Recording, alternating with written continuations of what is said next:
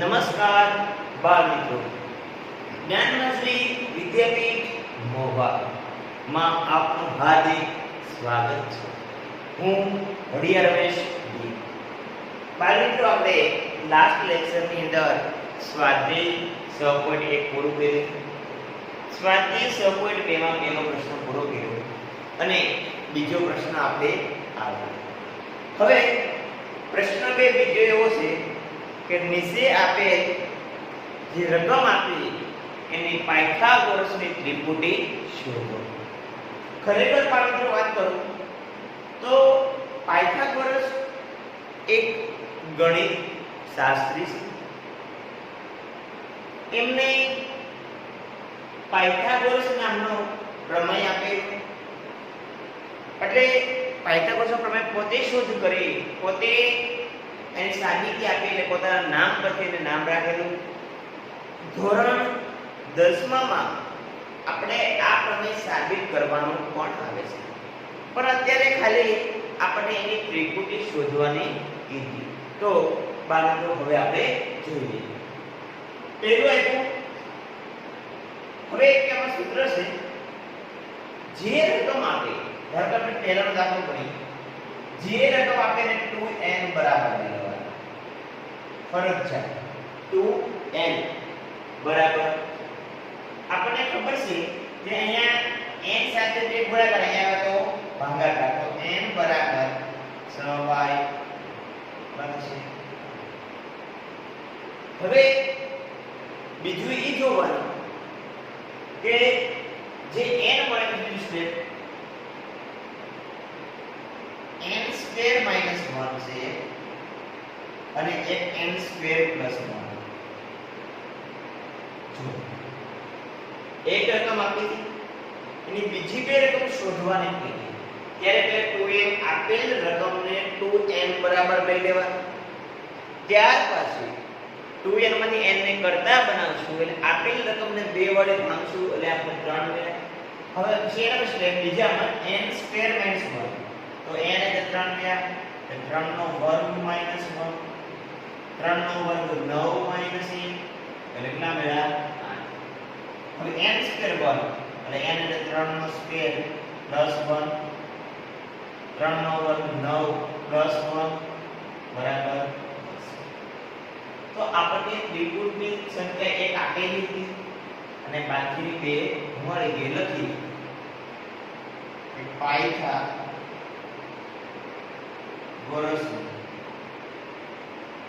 ત્રિપુટી 6, 8, 10. પાયથાગોરસની ત્રિપુટીમાં બાળ મિત્રો ધ્યાન એક જ બાબતનું રાખવાનું આપણે રહેશે. આપેલ રકમને 2n બરાબર લઈ લેવાનું. ત્યારબાદ બીજા સ્ટેપમાં n ને કરતા બનાવવાનું, એટલે આપણને n ની રકમ મળશે. ત્યાર પછી એક n સ્ક્વેર માઈનસ 1 લેવાનું અને એક n સ્ક્વેર પ્લસ 1, આ બંનેની કિંમત. અને આમાં તમે પહેલા પ્લસ લખો અને પછી માઈનસ લખો તો ખોટું પડતું નથી, તે રીતે પણ લખી શકાય. હવે આ રીતે આપણે બીજો દાખલો જોઈએ. રકમ બરાબર આપણે 14 એટલે 2n બરાબર 14, n બરાબર 14/2 એટલે કેટલા મળ્યા? 7. એટલે n સ્ક્વેર માઈનસ 1 માં કેટલું કીધી? n સ્ક્વેર માઈનસ 1, n એટલે 7, 7 નો વર્ગ માઈનસ 1, 7 નો વર્ગ 49 માઈનસ 1 એટલે 48. એક n સ્ક્વેર માઈનસ 1 અને બીજું n સ્ક્વેર પ્લસ 1, તો 7 નો સ્ક્વેર પ્લસ 1, 49 પ્લસ 1 એટલે મળશે આપણને 50. એક 14 ઓલરેડી આપ્યા હતા અને 48 અને 50.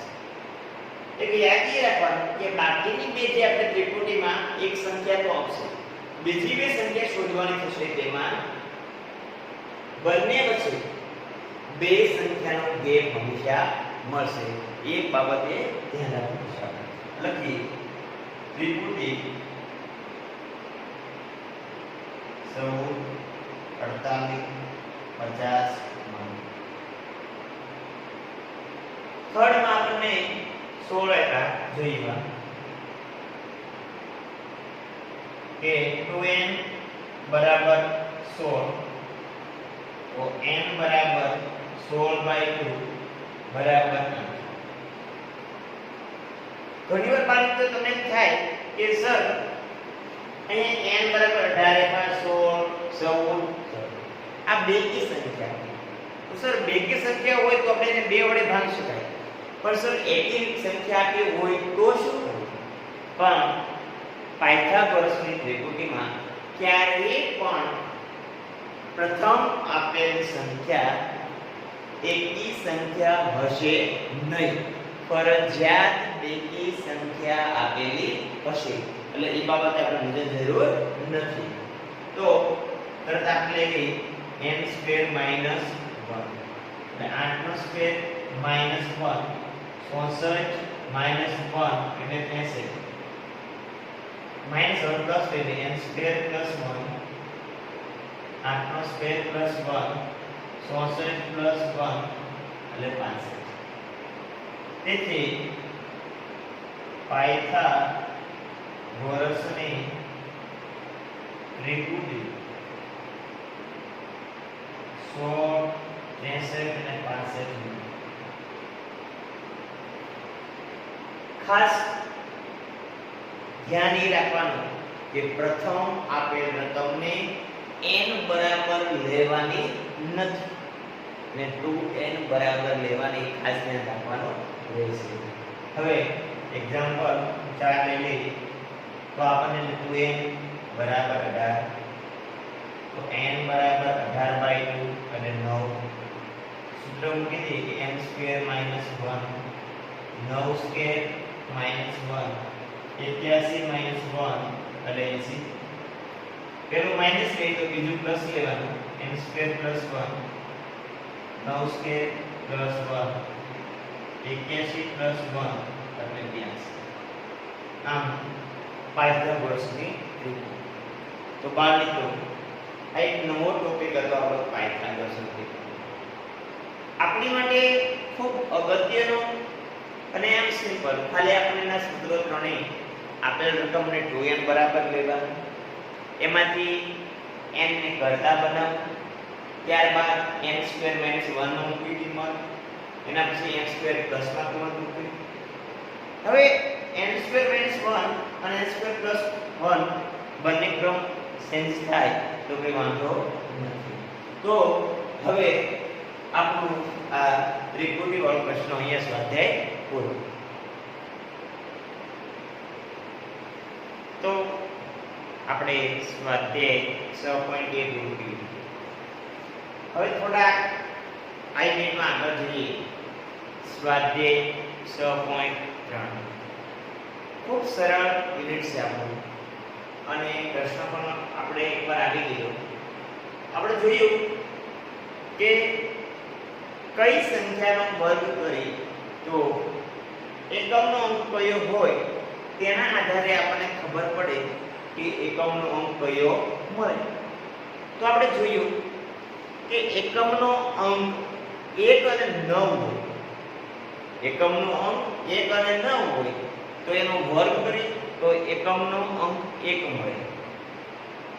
એ રીતે 2 અને 8 નો જોઈએ તો એકમનો 2 અથવા 8 હોય તો એનો વર્ગ કરીએ તો એકમનો અંક 4 મળે. એ રીતે 3 અને 7 નો જોઈએ. જો એકમનો અંક 3 અથવા 7 આપેલ હોય તેવી સંખ્યાનો વર્ગ કરવામાં આવે તો એકમનો અંક 9 મળે. એવી રીતે 4 અને 4 નો જોઈએ અને 6 જો એકમનો 4 અથવા 6 આપેલ હોય તેવી સંખ્યાનો જો વર્ગ કરવામાં આવે તો એકમનો અંક 6 મળે. એમ 5 અને 0 માટે જોઈએ જો એકમનો 5 અથવા 0 હોય તેવી સંખ્યાનો જો વર્ગ કરવામાં આવે તો તે સંખ્યા પોતે મળે કે 0 હોય તો 0 મળે અને 5 હોય તો 5 મળે. પણ જો એકમનો અંક 2 3 7 8 આ ચારમાંથી કોઈ પણ એક સંખ્યા હોય તો કોઈ પણ દિવસ પૂર્ણ વર્ગ સંખ્યા હોય નહીં. કઈ સંખ્યા? 2 3 7 8 જો એ વાત છે. પ્રશ્ન પહેલો, કોઈ એકમનો એક તો એક હોય અથવા બીજું કોણ હોય? 9 તો એનો એકમનો અંક 1 મળે. તો 1 અથવા 6 માટે 4 અથવા 1 માટે તો આપણે આવી ગયું 1 અથવા 5 માટે કઈ પણ મળશે? 5. ખાસ ધ્યાન રાખવું બાળકો કે ન સમજાય તો આપણે વર્ક કરીને જોઈ લેવું, બાકી આપણે ડાયરેક્ટ આમ જવાબ લખી શકાય. પ્રશ્ન બીજો આવ્યો કે કોઈ પણ પ્રકારની ગણતરી કર્યા વિના જણાવો કે નીચેની પૈકી કઈ સંખ્યા પૂર્ણ વર્ગ નથી.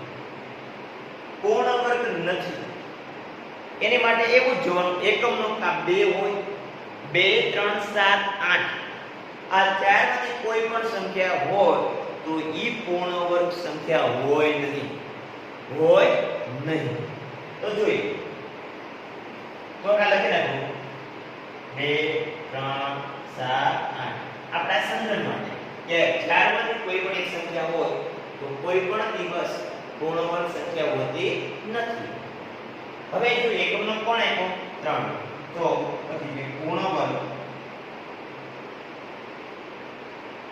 સંખ્યા નથી. કોણ આપ્યું? 7 તો પૂર્ણ વર્ગ સંખ્યા નથી. 8 આપ્યું તો કે પૂર્ણ વર્ગ સંખ્યા 1 તો એકમનો 1 છે એટલે પૂર્ણ વર્ગ સંખ્યા હોઈ શકે. ફરજિયાત નથી કે એકમનો અંક 1 હોય તો એ પૂર્ણ વર્ગ સંખ્યા હોય જ. હું ઉદાહરણ આપું ત્યારે તો એકમનો અંક 1 છે પણ પૂર્ણ વર્ગ નથી. પણ એકમનો અંક 1 હોય તો હોઈ શકે એવું ગણતરી કર્યા વગર કહી શકાય હોઈ શકે. નથી એવું ન કહી શકાય પણ હોઈ શકે. એટલે કે પૂર્ણ વર્ગ સંખ્યા હોય શકે. એટલે કહેવાનો અર્થ એવો છે કે જો એકમનો 2 3 7 8 હોય તો એ પૂર્ણ વર્ગ સંખ્યા હોય જ નહીં. પણ જો એની સિવાયની સંખ્યા 0 1 4 5 9 જો એ સંખ્યા હોય તો પૂર્ણ વર્ગ સંખ્યા હોઈ શકે. એ ખાલી આ 2 3 7 8 આ ચારમાંથી સંખ્યા હોય તે હોય જ નહીં. એની સિવાયની કોઈ પણ સંખ્યા હોય તે હોઈ શકે. પ્રશ્ન 3 પર જાય. પુનરાવર્તિત બાદબાકીની રીતે 100 અને 169 નું વર્ગમૂળ શોધો. બાળકો આપણે વર્ગમૂળ તો આપો કે ભાઈ 100 નો વર્ગમૂળ કેટલો થાય? 10 અને 169 નું 13. પણ જે રીત કે એ રીતે જ આપણે એનું સાદુરૂપ ગણતરી કરવી પડે. બીજી રીતે આપણે એક્ઝામ્પલ ગણી તો માર્ક મળતા નથી. એટલે કે પુનરાવર્તિત બાદબાકી. પુનરાવર્તિત એટલે શું? ઈ પેલો અર્થ એટલે કે પુનરાવર્તિત એટલે વારંવાર બાદબાકી કરે. કેવી સંખ્યા? એકી સંખ્યા. વારંવાર એકી સંખ્યાની બાદબાકી કરવાની તો આપણે સમજાય. જોઈએ પેલો દાખલો આપણે 100. હવે પહેલા 100 માંથી 1 બાદ કરવાના એટલે 9. શરૂઆત કરવાની 1. પછી જે સંખ્યા મળે એમાંથી 3 બાદ કરવાના. એકી સંખ્યા લેવાની, બેકી લેવાની નથી. 99 - 3. 99 માંથી 3 બાદ કરો એટલે 96. હવે 3 પછી કોણ આવશે? 5. 96 - 5 તો 51. 51 - 3 7 બાદ કરો. ધારો કે આપણે ડાયરેક્ટ બાદબાકી ન આવે તો આપણે એની ગણતરી કરી નાખવાની. પણ જો આમાં એક પણ ની ભૂલ પડશે તો આપણે જવાબ મળશે નહીં. એટલે આપણને 84 માઈનસ 8 કરશું એટલે આપણને તરત જ 76 મળશે. 76 માંથી 10 બાદ કરશું. જો અહીંયા ભૂલ પડી. આપણે એકી સંખ્યા લેવાની પડે. એકી સંખ્યા જ લેવાની છે, બેકી સંખ્યા લેવાની નથી. તો એ કેટલા આવશે? 9. જો આવી ભૂલ પડે તો આપણને જવાબ મળશે નહીં. કેટલા આવશે? 75. એ કેટલા બાદ કરવાના? 11. 11 બાદ કરશો એટલે આપણને અહીંયા મળશે 65. કેટલા બાદ કરવાના? 13. 65 માઈનસ 13. 65 માંથી 13 બાદ કરો એટલે મળશે 52. 52 માંથી 13 કેટલા લેવાના? 15. મેં કીધું પણ જો ડાયરેક્ટ બાદબાકી ના આવડે તો બાજુમાં આપણે જોઈ લેવાનું. તો 52 માંથી આપણે 15 બાદ કરશું તો 40.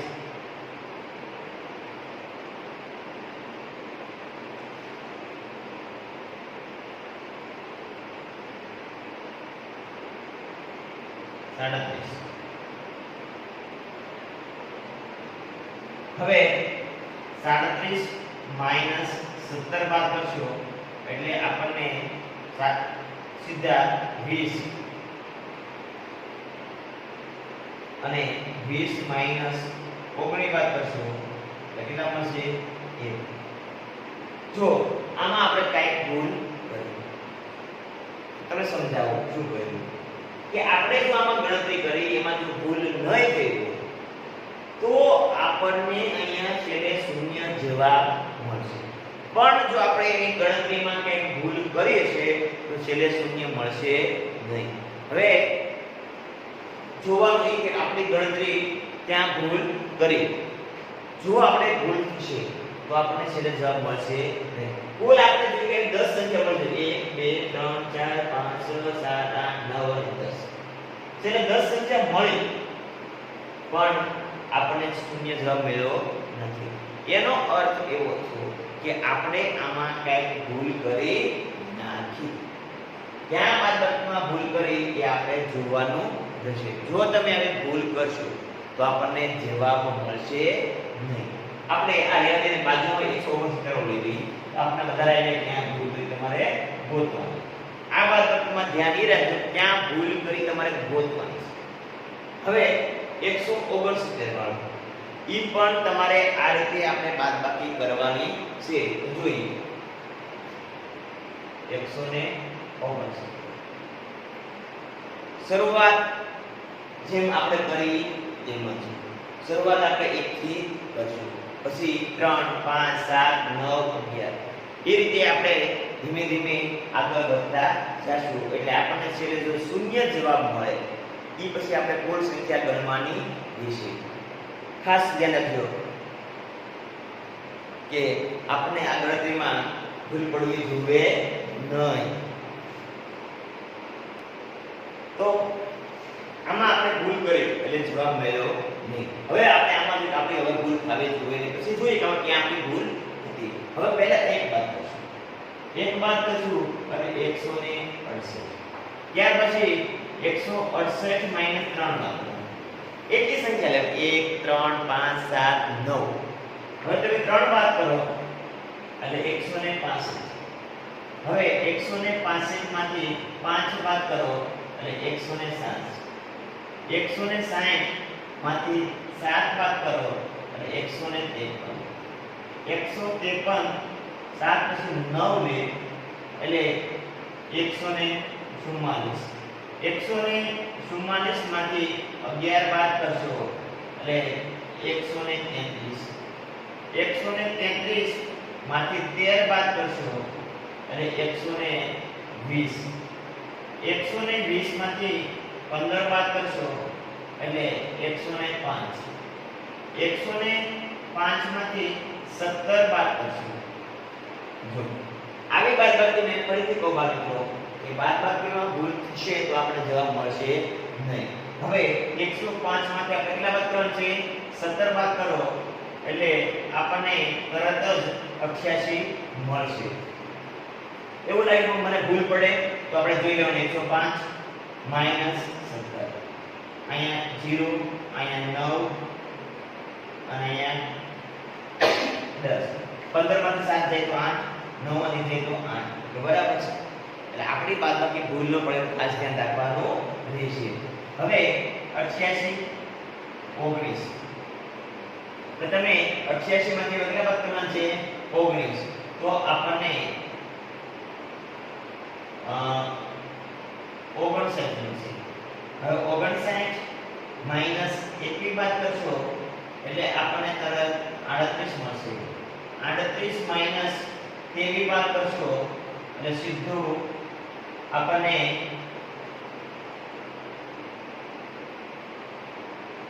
15 મળશે. જો આમાં પણ બાદ મિત્રો આપણે કંઈક પછી બાદબાકીની ભૂલ કરી. બાદબાકીની ભૂલ થશે જેટલી હવે આપણે એમાં ગોતી કે ક્યાં આપણે ભૂલ કરી. ખરેખર છેલ્લા સ્ટેપની અંદર જે બાદબાકી આવે કે આવી જોવે સરખી અને 13 આવે 1 2 3 4 5 6 7 8 9 10 11 12 છેલ્લું સ્ટેપ લખી નાખો 15 માઈનસ 25. ખરેખર અહીંયા 25 આવવા જોઈએ. 25 માઈનસ વચ્ચે શું થાય? 0. એટલે ભૂલ આપણે અહીંયા જે બાદબાકીમાં કરશું જેમ આમાં કરી હતી. હવે આમાં આપણે પ્રશ્ન ફરીથી કહી તમને કે આપણે 75 હતા એટલે લખ્યા હતા 76. એટલે કેટલા આવે? 75.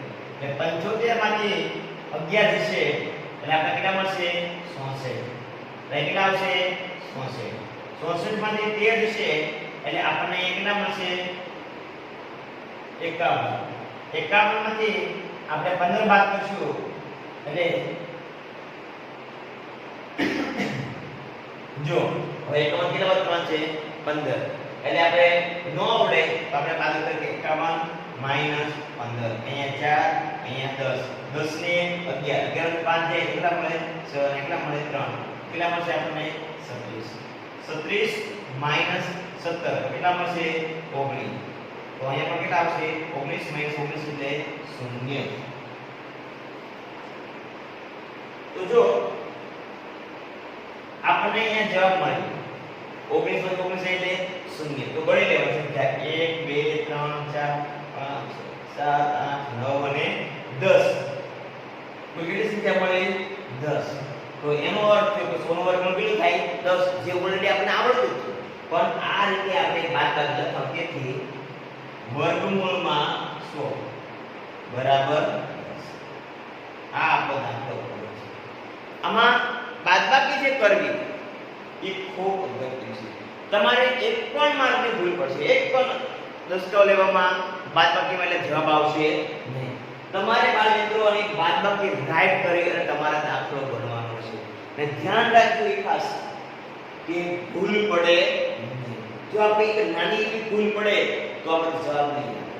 અને પાકું છે કે જેની અંદર વર્ગમૂળ નીકળતું એનો લાભ શૂન્ય હોય. જો શેષ કાંઈ વધતી છે એનો અર્થ તમારી બાદબાકીમાં ભૂલ પડી. બાદબાકી કરો એમાં 1 3 5 7 9 11 13 એમ એકી સંખ્યા જ બાદબાકી કરતી છે અને લાસ્ટ આપણે જવાબ શૂન્ય મળવો જોઈએ. તો આ દાખલો તમારે હોમવર્ક અને ભૂલ ક્યાં છે એ તમારે ગોતવાની રહેશે.